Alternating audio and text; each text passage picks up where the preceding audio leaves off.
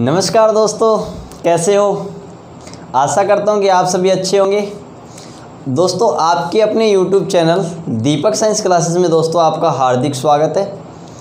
दोस्तों, आज मैं नेवी और एयरफोर्स की जो विद्यार्थी तैयारी कर रहे हैं और जो विद्यार्थी 12th पास कर चुके हैं वो भी नेवी और एयरफोर्स के एग्ज़ाम देंगे। एग्ज़ाम जल्दी ही होने वाला है, अगस्त या सितंबर के अंदर।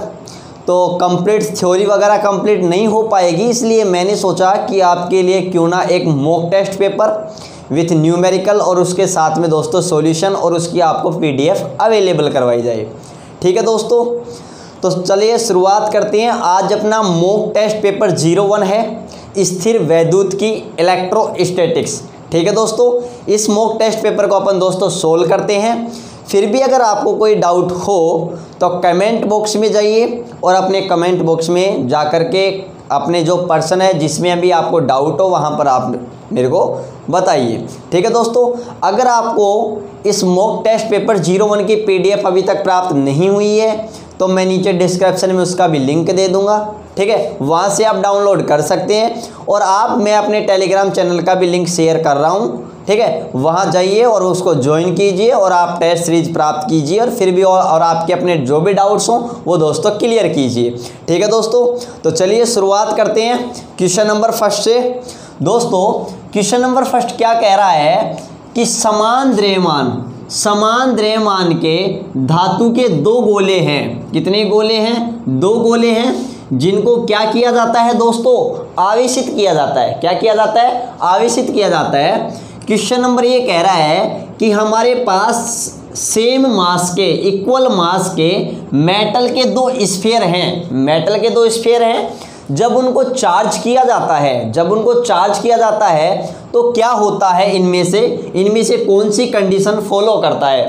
तो दोस्तों, अगर मैं सबसे पहले आपको बताऊं, ये कह रहा है कि धनावेशित गोले का द्रव्यमान अधिक होगा। मतलब जो गोला, जो स्फीयर जिस पर पॉजिटिव चार्ज है, क्या उसका मास इंक्रीज होगा?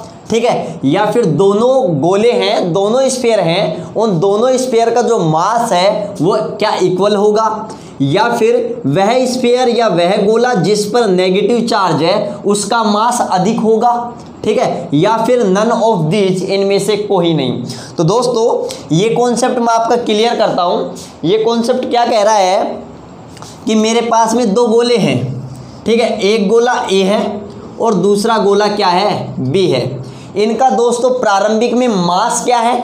इक्वल है। इनका मास इक्वल है। ठीक है, माना कि मैं एक गोले को क्या कर रहा हूं दोस्तों? पॉजिटिव चार्ज कर रहा हूं। कैसा चार्ज कर रहा हूं? Positive charge. आपको पता है जब ये गोले पॉजिटिव चार्ज हो रहा है, कैसा चार्ज हो रहा है? इस पर पॉजिटिव चार्ज। तो पॉजिटिव चार्ज का मतलब दोस्तों आप क्या समझते हो? इलेक्ट्रॉन की कमी। देखो दोस्तों, अगर किसी को भी आवेशित करते हैं तो आवेशन करने का खेल सारा काम इलेक्ट्रॉन का होता है।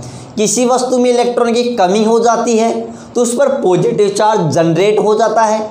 यदि किसी वस्तु पर इलेक्ट्रॉन की अधिकता हो जाती है, इलेक्ट्रॉन की संख्या में वृद्धि हो जाती है, तो दोस्तों उस पर नेगेटिव चार्ज बढ़ जाता है या फिर नेगेटिव चार्ज उत्पन्न हो जाता है। ठीक है, तो देखो इस गोले पर पॉजिटिव चार्ज आया, इसका मतलब इसके अंदर इलेक्ट्रॉन की कमी हो गई।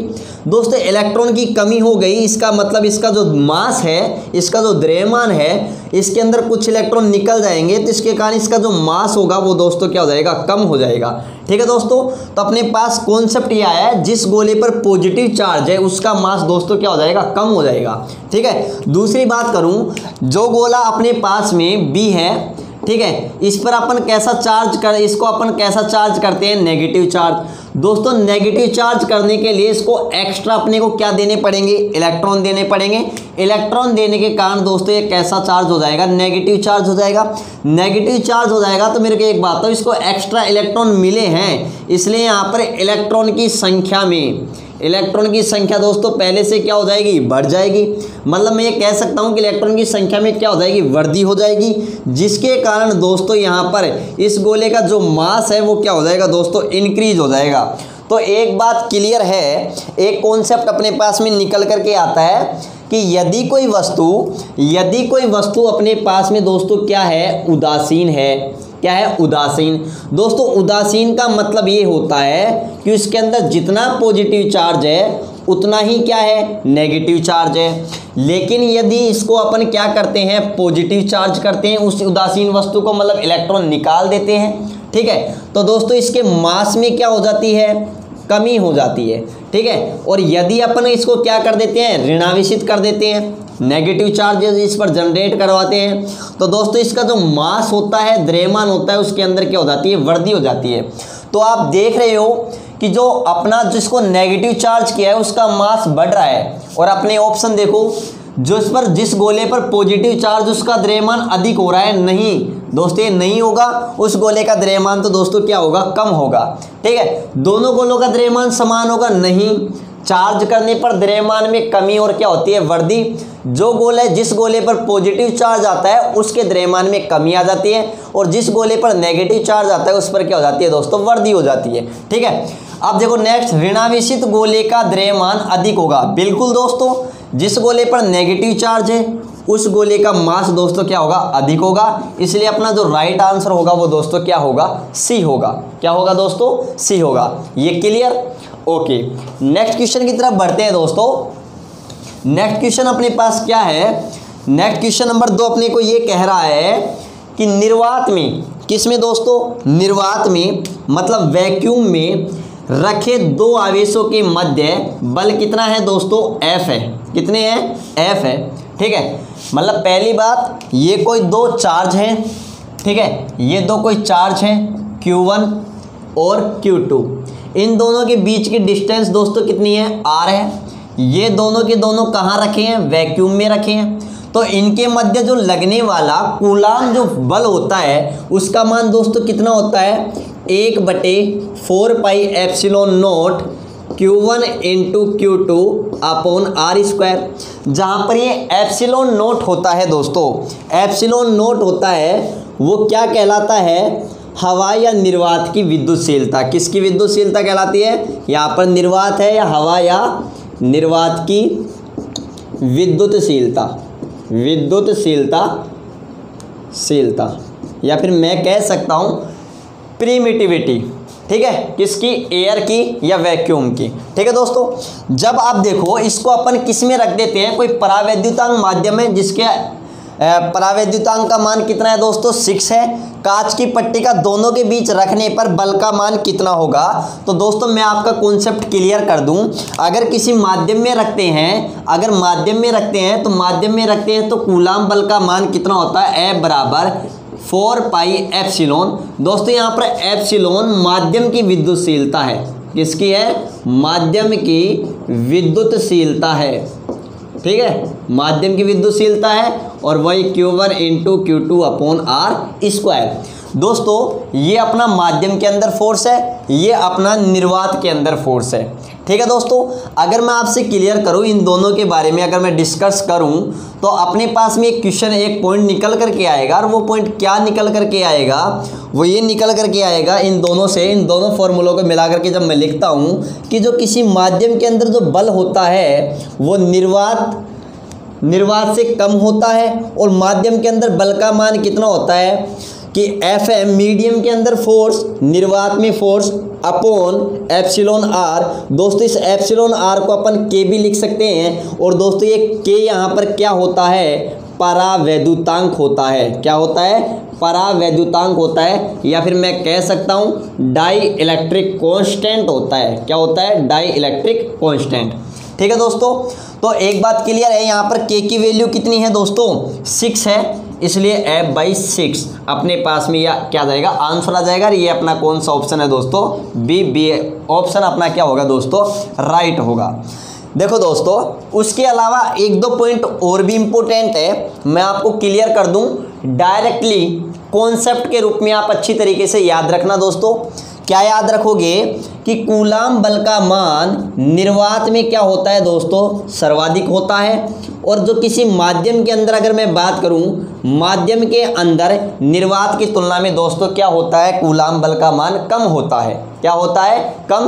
क्योंकि आपको भी पता है माध्यम के अंदर जब बल ज्ञात करते हैं तो निर्वात के अंदर किसको डिवाइडेड करते हैं, निर्वात के अंदर जो फोर्स होता है उसको किससे डिवाइडेड करते हैं, उसके डाई इलेक्ट्रिक कांस्टेंट से डिवाइड करते हैं। ठीक है दोस्तों, तो इसलिए भाग देते हैं तो राशि कम हो जाती है, इसलिए माध्यम के अंदर इसका फोर्स दोस्तों कम हो जाता है। ठीक है, दूसरी बात करूं, अगर माध्यम के अंदर भी अगर आपको क्या कहा जाए, सुचालक, किसकी कहा जाए, सुचालक, तो दोस्तों सुचालक के अंदर याद रखना, अगर कोई सुचालक माध्यम बीच में रखता है तो जो फोर्स होता है उस फोर्स का मान दोस्तों कितना हो जाता है, 0 हो जाता है। ये आप विशेष याद रखना।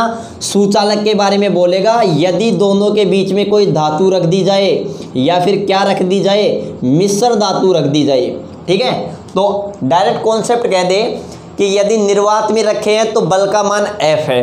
ठीक है, यदि उनके बीच में कोई धातु की प्लेट रख दी जाए तो दोस्तों धातु क्या है, एक सुचालक है, कंडक्टर है। ठीक है, या फिर अलॉय बोल दे, मिश्र धातु बोल दे। ठीक है, वो भी क्या होते हैं, सुचालक होते हैं। तो दोस्तों इनके लिए जो डाई इलेक्ट्रिक कांस्टेंट के या फिर मैं बात करूं आपेक्षिक रिलेटिव प्रिमिटिविटी होती है, वो इसके लिए क्या होती है, अनंत होती है। इसलिए जब हम यहाँ पर रखते हैं वैल्यू, जब हम यहाँ पर रखते हैं कि एफ एम बराबर एफ नॉट इंटू इन्फिनेटिव, तो दोस्तों अपने पास में क्या आता है, 0 आता है। तो इसलिए जो सुचालक माध्यम रखते हैं दोनों के बीच में, तो जो बल होता है, कूलाम बल होता है, उसका मान दोस्तों कितना हो जाता है, 0 हो जाता है। ठीक है दोस्तों, तो आप ये कॉन्सेप्ट तो अच्छी तरीके से याद रखना। ठीक है, ये कॉन्सेप्ट डायरेक्टली याद रखना कि कूलाम बल का मान निर्वात में सर्वाधिक होता है, उससे कम माध्यम में होता है, और सबसे कम किस में होता है, अगर माध्यम भी कैसा हो, अगर बीच में एक ऐसी पट्टी का रख दी जाए सुचालक, तो 0 हो जाएगा। क्लियर दोस्तों, ओके। अब नेक्स्ट क्वेश्चन की ओर आगे बढ़ते हैं। नेक्स्ट क्वेश्चन नंबर 3 है अपने पास में। क्वेश्चन नंबर 3 अपने को क्या कह रहा है, इसके बारे में बात करते हैं। तो क्वेश्चन नंबर 3 कह रहा है कि दो आवेशों के मध्य की बीच की दूरी कितनी है दोस्तों, 8 सेंटीमीटर है। ठीक है, दो चार्ज हैं, उनके बीच की जो डिस्टेंस है वो कितनी है, 8 सेंटीमीटर है। 8 सेंटीमीटर से घटकर अगर 2 सेंटीमीटर, 8 सेंटीमीटर से डिक्रीज होकर के अगर 2 सेंटीमीटर कर दी जाए तो इन आवेशों के मध्य लगने पहले की अपेक्षा जो बल लगेगा वो कितना गुना होगा। ठीक है, कितना गुना होगा। तो दोस्तों बेहद सिंपल सी बात है। देखो अपने पास में कोई भी दो आवेश हैं, ठीक है, एक Q1 है, दूसरा Q2 है, उन दोनों के बीच की डिस्टेंस कितनी है दोस्तों, R है। तो आपको पता है जो कूलाम बल होता है वो दोनों आवेशों के बीच की दूरी के वर्ग के क्या होता है दोस्तों, व्युत्क्रमानुपाती होता है। क्या होता है, व्युत्क्रमानुपाती। मान लिया पहले बल F1 था, उस टाइम में डिस्टेंस R1 कितनी थी दोस्तों, उस टाइम में 8 सेंटीमीटर। ठीक है, बाद में बल कितना हो गया, F2 हो गया, उस टाइम में डिस्टेंस कितनी थी, 2 सेंटीमीटर। मतलब जब डिस्टेंस को, अगर मैं ये कहूँ कि जब डिस्टेंस को पहले की तुलना में क्या कर दिया गया हो, कम कर दिया गया हो, तो देखो पहले तो यहाँ से कॉन्सेप्ट देखो, कॉन्सेप्ट क्या देखोगे, देखो यहाँ पर जो फोर्स है वो दोनों चार्ज के बीच के डिस्टेंस के वर्ग के क्या होता है, व्युत्क्रमानुपाती। इसका मतलब दूरी बढ़ेगी तो फोर्स का मान घटेगा, यही तो बात। और दूरी क्या होगी, अगर कम होगी तो फोर्स का मान बढ़ेगा। ठीक है, तो एक बात बताओ, मेरे पास में यदि F1 है तो ये R1 स्क्वायर के समानुपाती होगा। इसी प्रकार से मैं कह सकता हूँ कि मेरे पास में यदि F2 है, ठीक है, F2 है, चलो इधर देख लो, F2 है तो ये R2 के वर्ग के स्क्वायर के क्या होगा, व्युत्क्रमानुपाती। तो एक बात बताओ, अगर मैं F2 बटे F1 ज्ञात करूं तो बोलो R1 square upon R2 square ही तो होगा। क्यों, क्योंकि दोस्तों यहाँ पर ये क्या है, व्युत्क्रमानुपाती। और व्युत्क्रमानुपाती में डायरेक्ट याद रखना, यहाँ पर 2 है तो यहाँ पर 1 होगा, यहाँ पर 1 है तो यहाँ पर 2 होगा। और आपको पता है जो फोर्स होता है वो डिस्टेंस के स्क्वायर के क्या होता है, व्युत्क्रमानुपाती होता है। ठीक है, तो अब देखो यहाँ पर वैल्यू रखते हैं अपन, यहाँ पर वैल्यू रखते हैं, R1 की वैल्यू कितनी है, 8, तो 8 का अपन स्क्वायर, दो यहाँ पर R2 की वैल्यू कितनी है, 2 है, 2 का क्या करते हैं स्क्वायर, तो 8 का वर्ग 64 और 2 का वर्ग 4, तो ये अपने पास में क्या आ गया 16, मतलब F2 बटे F1 बराबर 16। ठीक है, तो क्रॉस मल्टीपल करते हैं तो अपने पास में क्या आता है दोस्तों, F2 बराबर 16 इंटू F1। मतलब आपको ये तो क्लियर है, अगर दूरी पहले से अगर अपन क्या कर दें, कम कर दें, भाई पहले 8 थी, अब क्या कर दी हमने 2 कर दी, तो दूरी पहले से कम कर दी। अगर कम कर देते हैं तो बल का मान बढ़ जाता है, बल का मान कितना बढ़ गया ये यहाँ पर अपना क्लियर हो गया। ठीक है ना, ये दोस्तों आप याद रखना अच्छी तरीके से।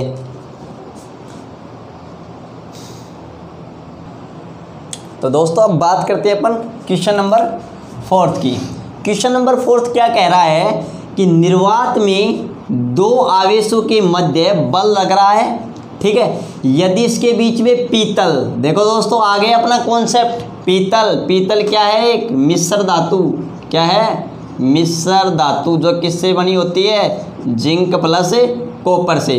ठीक है, और ये दोस्तों क्या होती है, विद्युत की सुचालक होती है। और मैंने आपको बताया था कि पीतल की एक प्लेट आवेशों के मध्य रख दे तो बल का मान कितना होगा, 0 होगा। कितना होगा, 0 होगा। देखो अपना डायरेक्ट कॉन्सेप्ट बन रहा है, क्योंकि मैंने आपको बताया था कि किसी भी माध्यम के अंदर जो फोर्स होता है वो निर्वात F निर्वात अपॉन K, और दोस्तों पीतल के लिए, किसके लिए, पीतल के लिए, फॉर पीतल के लिए K का मान कितना होता है दोस्तों, इन्फिनिटिव।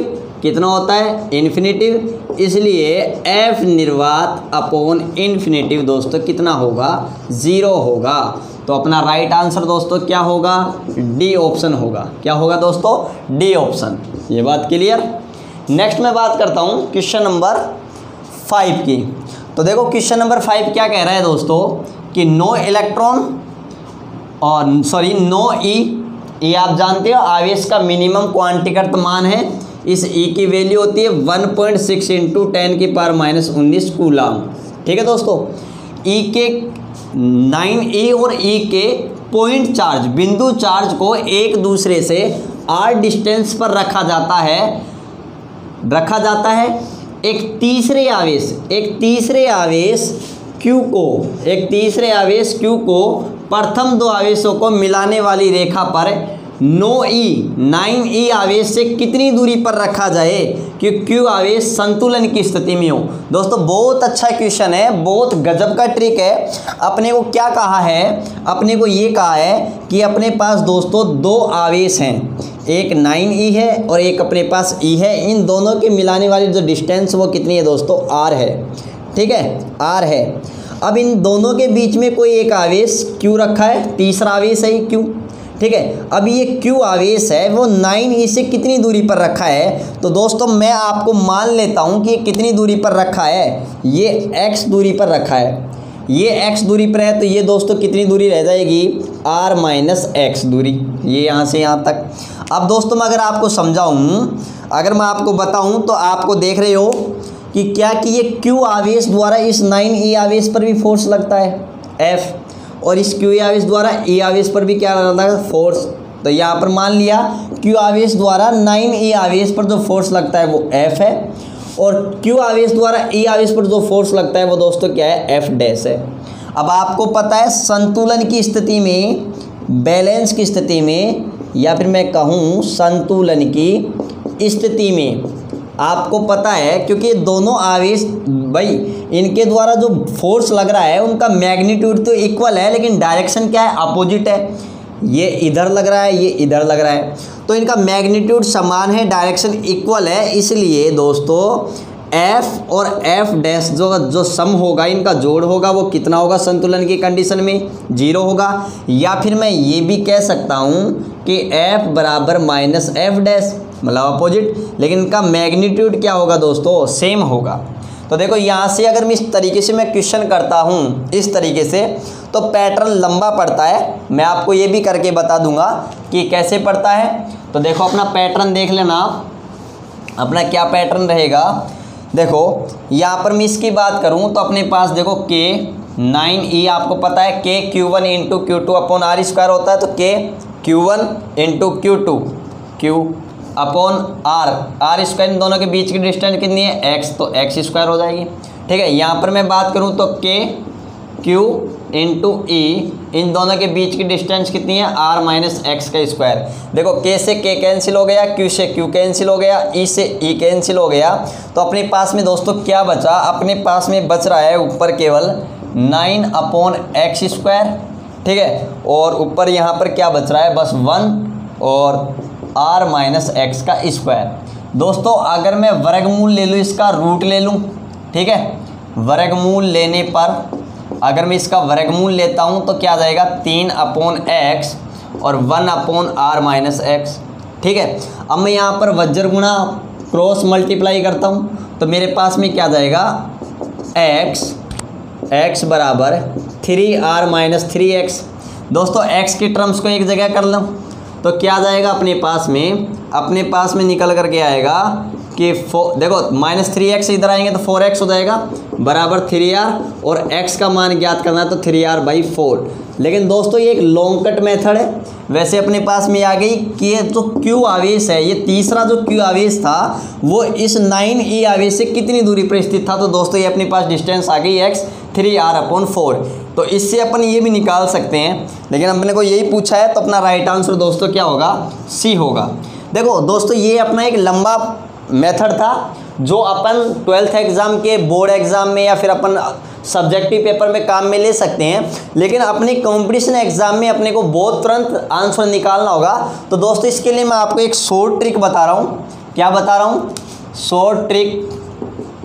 और वो ट्रिक अपने पास में क्या है, वो ट्रिक अपने पास में है कि x डिस्टेंस निकालने के लिए अपने पास √Q1 plus √Q2 into r। दोस्तों अगर दोनों चार्ज अगर समान प्रकृति के चार्ज हैं, ये कॉन्सेप्ट तभी लागू होगा जब समान प्रकृति के आवेश हैं, ठीक है। या तो दोनों पॉजिटिव हो या दोनों नेगेटिव हों, ठीक है दोस्तों। देखो तो यहाँ पर अपन वैल्यू रखते हैं Q1 जिसको मैक्सिमम होता है, यानी 1 और 9 में अगर बात करूँ तो 9 यहाँ पर Q1 9 प्लस और 1 इंटू r। तो देखो दोस्तों x बराबर, इधर देखना 9 का रूट अपने पास कितना होगा 3 प्लस 1 इंटू r। तो x बराबर 3/4 इंटू r। देखो दोस्तों ये अपने पास डायरेक्ट शॉर्ट ट्रिक से अपना आंसर आ गया, ठीक है ना। ये याद रखना। अगर आप कहोगे सर अगर माइनस में हो तो क्या करेंगे, तो देखो माइनस में हो तो अपन ये ट्रिक काम में लेंगे, सेम सिमिलर है, कोई फेरबदल नहीं है। बस थोड़ा सा इसका ध्यान रखेंगे, √Q1 माइनस √Q2 इसका यहाँ पर मैग्नीट्यूड ले लेंगे, ठीक है ना। और वो याद रहेगा, बस यहाँ प्लस है तो यहाँ पर माइनस का सिंबल आ जाएगा। क्लियर दोस्तों ये पॉइंट। नेक्स्ट बात करते हैं, नेक्स्ट क्वेश्चन नंबर अब बात करते हैं क्वेश्चन नंबर 6 की, कि क्वेश्चन नंबर 6 अपने पास क्या है दोस्तों। क्वेश्चन नंबर 6 अपने को ये कह रहा है कि अपने पास में 2 चार्ज हैं, क्या है 2 चार्ज हैं, और वो चार्ज को क्रम से एक बार एयर में और एक बार अपन मिट्टी के तेल में, ठीक है ना, कैरोसिन में, ठीक है। देखो यहाँ पर 2 आवेशों को क्रम से वायु में और मिट्टी के तेल में रखने पर इनके मध्य बल एक बार जब एयर में रखते हैं तो 25 न्यूटन और मिट्टी के तेल में रखते हैं तो 5 न्यूटन। तो इसके लिए डाई इलेक्ट्रिक कांस्टेंट का मान कितना होगा। तो दोस्तों सिंपल सी बात है, अपने पास देखो अपने को क्या पता है, आपको भी पता है कि जब F वायु के अंदर है तो अपने पास में इसका मान कितना है 25 न्यूटन है। और जब ये F किसके अंदर है दोस्तों, मिट्टी के तेल में है, कैरोसिन में है, तो कितना है 5 न्यूटन। और अपने को पूछा है एप्सिलॉन r, जिसको अपन डाइलेक्ट्रिक कांस्टेंट के ये अपने पास पूछा है। तो आपको पता है कि बिल्कुल सिंपल सी बात है कि हम जानते हैं, और हम क्या जानते हैं, हम ये जानते हैं कि जो Fm है उसका मान F0 मतलब जिसको अपन निर्वात से बोलते हैं F0 है ना, अपॉन K। तो आपको K की वैल्यू याद करनी, इसको इधर लेके जाओ तो क्या हो जाएगा यहाँ पर K, तो यहाँ पर Fm, F0 का मान 25 है, Fm का मान 5 है, तो अपने पास क्या आ गया 5। तो K की वैल्यू यहाँ पर कितनी आ गई 5। राइट आंसर क्या होगा अपना B होगा। क्लियर दोस्तों, ओके दोस्तों अपन बात करते हैं क्वेश्चन नंबर अब 7 की। क्वेश्चन नंबर 7 क्या है, एक धातु का पिंड है, एक मेटल बॉडी है, एक मेटल बॉडी से कितने इलेक्ट्रॉन हटाए जाएं, कितने इलेक्ट्रॉन रिमूव किए जाएं ताकि उस मेटल बॉडी पर 1 × 10⁻⁷ कूलाम का धन आवेश या पॉजिटिव चार्ज रह जाए। देखो दोस्तों, ये क्वेश्चन क्या है, अपने पास ये कोई मेटल बॉडी है, ठीक है, इस मेटल बॉडी पर कितने इलेक्ट्रॉन क्या किए जाएं, रिमूव किए जाएं, हटाए जाएं, ताकि इस मेटल बॉडी पर कितना चार्ज रह जाए दोस्तों, 1 × 10⁻⁷ कूलाम का पॉजिटिव चार्ज। ठीक है दोस्तों, तो आपको अच्छी तरीके से पता है कि Q बराबर क्या होता है, Ne। ठीक है, Q यहाँ पर क्या होता है, चार्ज होता है जो दिया गया होता है। N यहाँ पर क्या होते हैं दोस्तों, नंबर ऑफ इलेक्ट्रॉन्स।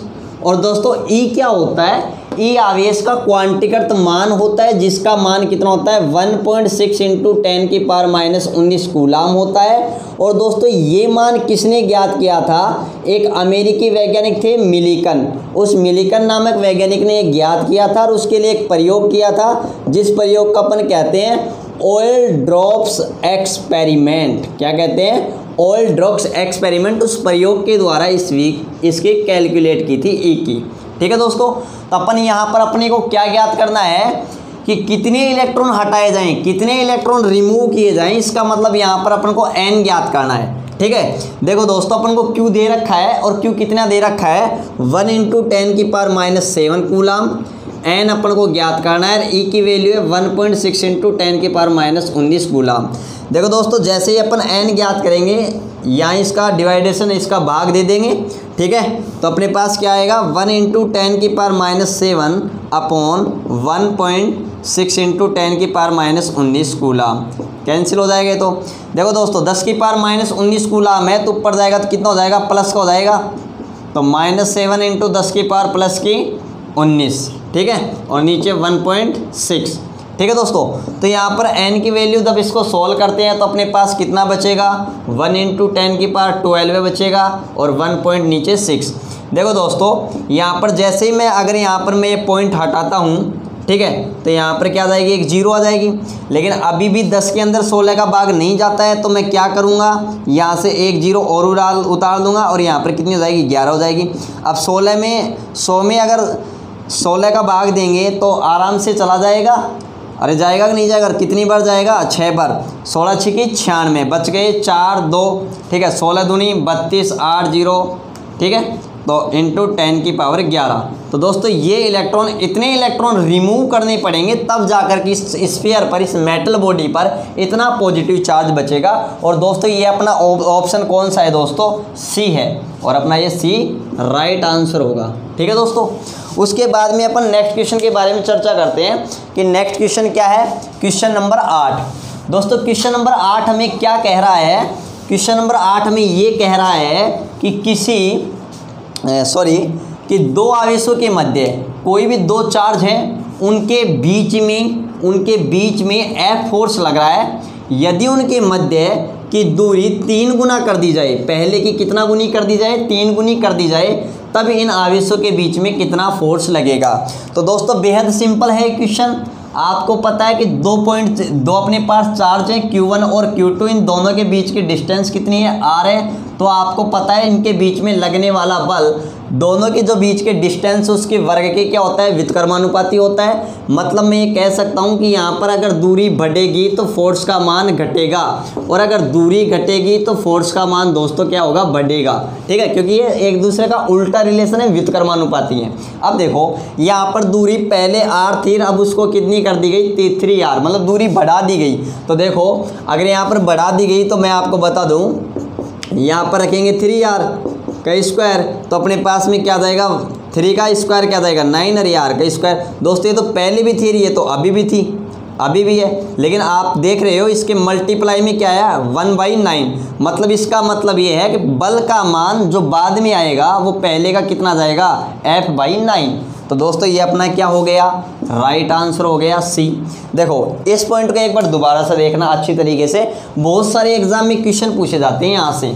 देखो अगर आपसे ये कहे कि दूरी पहले की 2 गुनी कर दी गई है, तो मतलब दूरी बढ़ा दी गई है। अब एक बात, तो दूरी बढ़ेगी, ये बढ़ेगी तो इसका मान क्या होगा, कम होगा। तो कम कब होगा, जब कोई राशि भाग में आएगी तब कम होगा, ठीक है ना। तो देखो, तो आप तो याद रखना, अगर दुगनी करता है तो पहले का 2 का वर्ग कितना 4 f/4 हो जाएगा। अगर आपको कहीं 3 गुनी कर दी जाए तो पहले का, ये पहले 3 है तो 3 का वर्ग कितना हो जाएगा 9 हो जाएगा, f/9 हो जाएगा। अगर आपको कही जाए कि 4 गुनी कर दी जाती है तो पहले कितना था f, यहाँ पर 4 है तो इसका वर्ग f/4 हो जाएगा, ठीक है दोस्तों।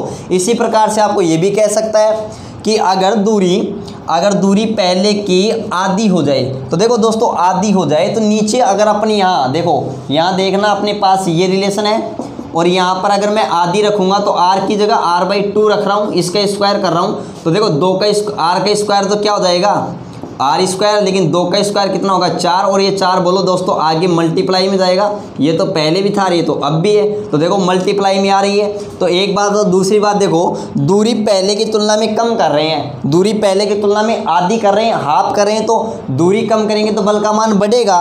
तो देखो जितना का भाग दे रहे हैं, जितनी आधी कर रहे हैं 2, अगर आधी कर रहे हैं तो बल का मान आधा मतलब 2, और 2 का वर्ग कितना होगा 4, बल का मान पहले का 4 गुना हो जाएगा।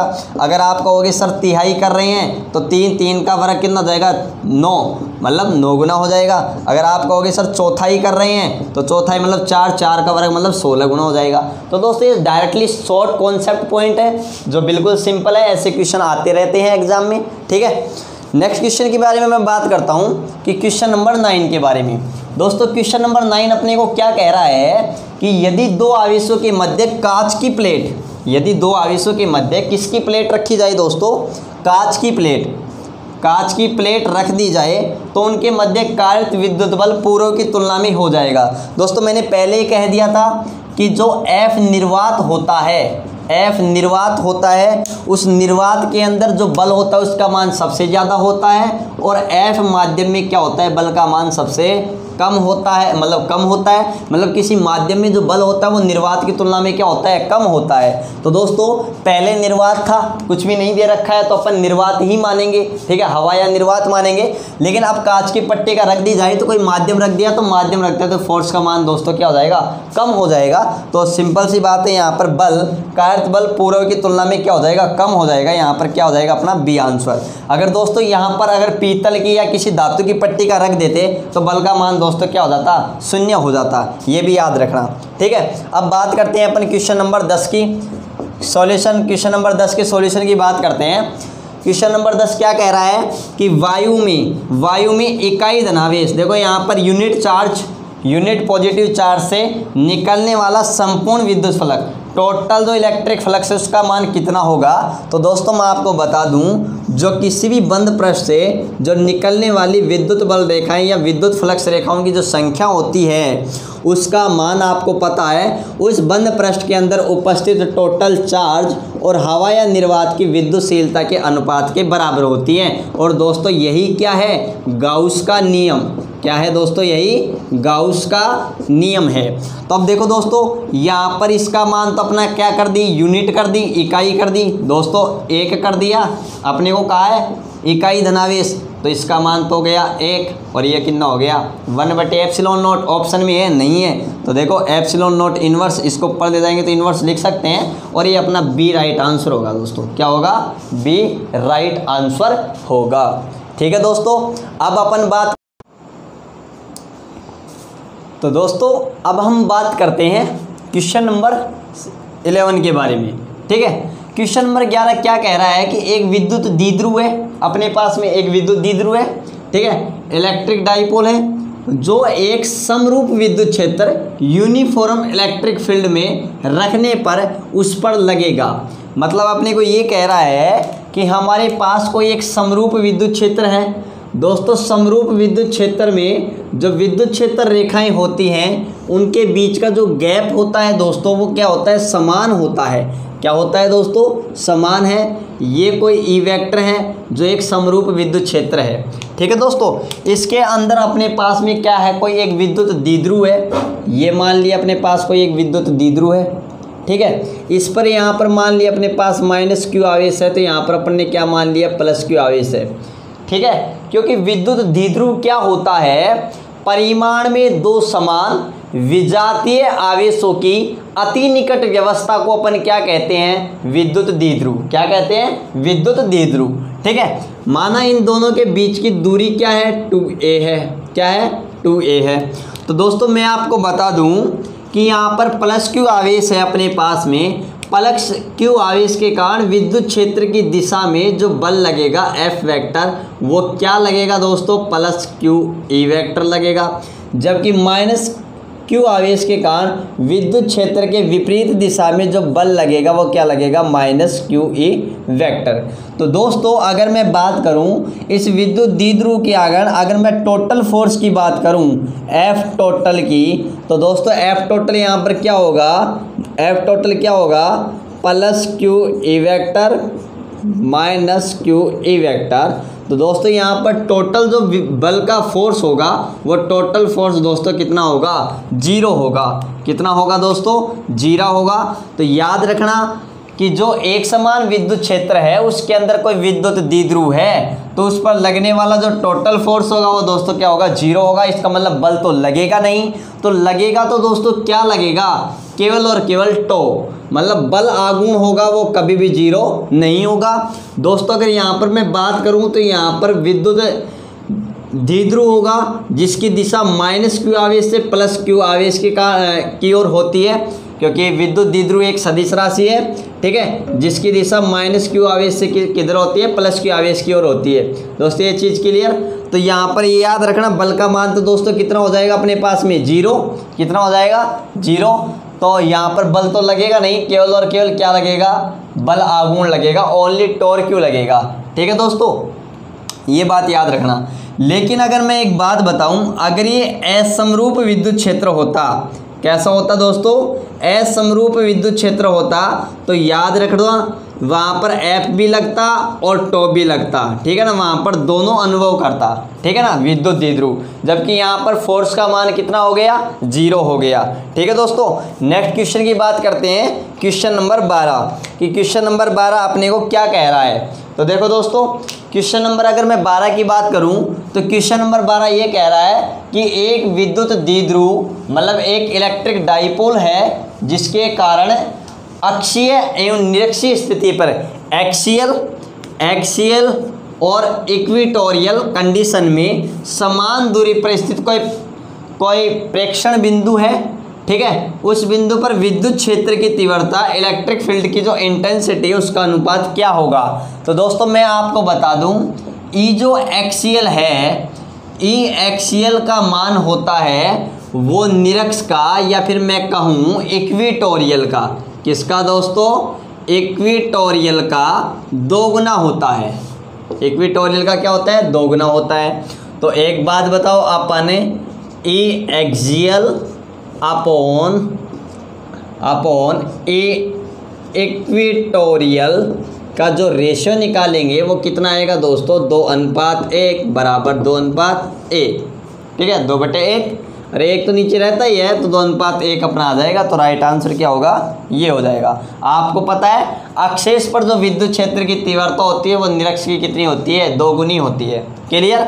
नेक्स्ट अगर मैं बात करूँ क्वेश्चन नंबर 13 की सॉल्यूशन की, तो क्वेश्चन नंबर 13 में क्या कह रहा है? अपने पास एक विद्युत क्षेत्र में द्विध्रुव पर बल आघूर्ण का मान अधिकतम होने के लिए, मतलब टो मैक्सिमम बल आघूर्ण का अधिकतम होने के लिए P वेक्टर व E वेक्टर के बीच में एंगल होगा वो कितना होना चाहिए? P वेक्टर विद्युत द्विध्रुव आघूर्ण है अपने पास, E वेक्टर विद्युत क्षेत्र है। तो दोस्तों मैं आपको बता दूं, आपको पता है कि टो बराबर क्या होता है दोस्तों? PE sine theta.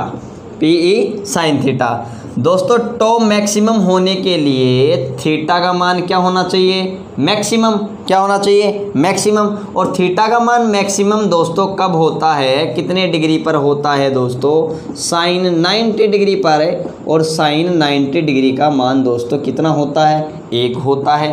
तो दोस्तों टो मैक्सिमम बराबर अपने पास में कितना आ जाएगा? P vector into P vector E vector, ये अपने पास इसकी मैक्सिमम वैल्यू आ जाएगी। ठीक है दोस्तों, तो थीटा का मान कितना होना चाहिए अपने पास 90 डिग्री। थीटा का मान, अगर थीटा का मान 0 डिग्री होगा तो साइन 0 डिग्री, साइन 0 डिग्री का मान दोस्तों कितना होता है 0 होता है। कितना होता है 0। तो वो स्थायी संतुलन की अवस्था अपने पास में प्राप्त हो जाएगी। क्लियर दोस्तों? ओके, देखो दोस्तों नेक्स्ट अपन बात करते हैं क्वेश्चन नंबर 14 की। ठीक है, क्वेश्चन नंबर 14 क्या कह रहा है कि 20 कूलाम आवेश को बिंदु ए से बी तक ले जाने में 0.2 मीटर दूरी के लिए किया गया कार्य अपने पास कितना है 2 जूल है। ठीक है, और आवेश कितना है 20 कूलाम है। तो इस स्थिति में इन दोनों के मध्य जो पोटेंशियल डिफरेंस होगा वो कितना वोल्ट होगा। तो दोस्तों सिंपल सी बात है, जो पोटेंशियल डिफरेंस होगा V, वो V बराबर क्या होता है दोस्तों W/Q। क्या होता है W/Q होता है एकांक धनावेश को एक बिंदु से दूसरे बिंदु तक ले जाने में किया गया कार्य ही क्या कहलाता है दोस्तों विभवांतर कहलाता है। ठीक है, तो यहाँ पर W का मान अपने पास में कितना आ रहा है दोस्तों, ये W क्या है कार्य है, और कार्य अपने पास में कितना है दोस्तों 2 है, जबकि आवेश का मान अपने पास में कितना है दोस्तों 20 है। ठीक है, तो यहाँ पर अपने पास कितना हो जाएगा 1/10 भाई कट जाएगा तो 0.1 भाई। यहाँ पर विभवांतर है तो कितना जूल है कितना वोल्ट आ जाएगा 0.1 वोल्ट। वोल्ट में पूछा है तो दोस्तों अपना राइट आंसर क्या होगा C होगा 0.1। ठीक है दोस्तों, नेक्स्ट अगर मैं बात करूँ सॉल्यूशन नंबर 15 की, क्वेश्चन नंबर 15 का, तो दोस्तों क्वेश्चन नंबर 15 क्या कह रहा है कि नियत वेग से कोई गतिशील विद्युत आवेश क्या उत्पन्न करेगा, केवल ई वेक्टर, केवल बी वेक्टर, या दोनों, या नन ऑफ दीज, इनमें से कोई नहीं। दोस्तों मैं एक बात क्लियर कर दूं, अगर कोई स्थिर आवेश है, अगर आवेश कैसा है स्थिर है, कोई स्थिर आवेश है, तो दोस्तों इसके चारों ओर एक क्षेत्र उत्पन्न हो जाता है, और दोस्तों उस क्षेत्र को अपन क्या कहते हैं विद्युत क्षेत्र। क्या कहते हैं विद्युत क्षेत्र, जिसे अपन ई वेक्टर से प्रदर्शित करते हैं। एक ये क्या एक सदिश राशि है। ठीक है, जिसमें इस चारों ओर इस क्षेत्र के अंदर अगर अपन आवेश इकाई धनावेश रखते हैं तो वह इकाई धनावेश इस क्षेत्र के कारण बल का क्या करता है दोस्तों अनुभव करता है। तो याद रखना स्थिर आवेश केवल और केवल क्या उत्पन्न करता है विद्युत क्षेत्र उत्पन्न करता है। ठीक है, अब ये आवेश अगर गतिशील आवेश की बात करूं, मैं किसकी आवेश की बात करूं गतिशील आवेश की, अगर वह गतिशील आवेश नियत वेग से गति कर रहा है, कैसे वेग से गति कर रहा है नियत वेग से गति कर रहा है। ठीक है, और दूसरा है कि वह असमान वेग से गति कर रहा है, असमान वेग से गति कर रहा है। तो दोस्तों बहुत अच्छे क्वेश्चन है। अगर वह नियत वेग से गति कर रहा है, किस वेग से गति कर रहा है नियत वेग से गति कर रहा है, तो वह E vector and B vector दोनों उत्पन्न करेगा। ई वेक्टर और बी वेक्टर आपको पता है विद्युत क्षेत्र भी उत्पन्न करेगा और चुंबकीय क्षेत्र भी उत्पन्न करेगा। आपने पढ़ा होगा विद्युत धारा का चुंबकीय प्रभाव। तो दोस्तों विद्युत धारा के चुंबकीय प्रभाव मतलब किसी तार में अगर करंट फ्लो करते हैं तो चुंबकीय क्षेत्र भी उत्पन्न हो जाता है। ठीक है, क्योंकि जब आवेश गति करता है तभी तो चुंबकीय क्षेत्र उत्पन्न होता है। ठीक है, लेकिन वह असमान वेग से गति करता है तो दोस्तों विद्युत क्षेत्र भी उत्पन्न होता है। ठीक है, चुंबकीय क्षेत्र भी उत्पन्न होता है, वह EMR इलेक्ट्रोमैग्नेटिक वेव भी दोस्तों क्या होती हैं उत्पन्न होती हैं। ठीक है दोस्तों, क्लियर है यहाँ तक। तो याद रखना स्थिर आवेश केवल विद्युत क्षेत्र उत्पन्न करता है, नियत गतिशील आवेश है नियत वेग से गति करता है तो विद्युत क्षेत्र और चुंबकीय क्षेत्र दोनों उत्पन्न करेगा। लेकिन असमान वेग से गति कर रहा है तो विद्युत क्षेत्र चुंबकीय क्षेत्र और साथ में विद्युत चुंबकीय तरंगे भी दोस्तों क्या करता है उत्पन्न करता है। ठीक है दोस्तों, तो आज अपने ये क्वेश्चन क्लियर हो गए हैं। ठीक है, नेक्स्ट अपन बात करेंगे आने वाले मॉक टेस्ट पेपर के अंदर। तो दोस्तों अगर वीडियो पसंद आया तो ज़्यादा से ज़्यादा लाइक कीजिए, शेयर कीजिए, सब्सक्राइब करना बिल्कुल ना भूलिए, और हाँ बेल आइकन को दबाना तो बिल्कुल ना भूलिए, ताकि मैं जैसे ही वीडियो अपलोड करूँ आपके पास तुरंत नोटिफिकेशन पहुँच जाए। ठीक है दोस्तों, ज़्यादा से ज़्यादा शेयर कीजिए। धन्यवाद।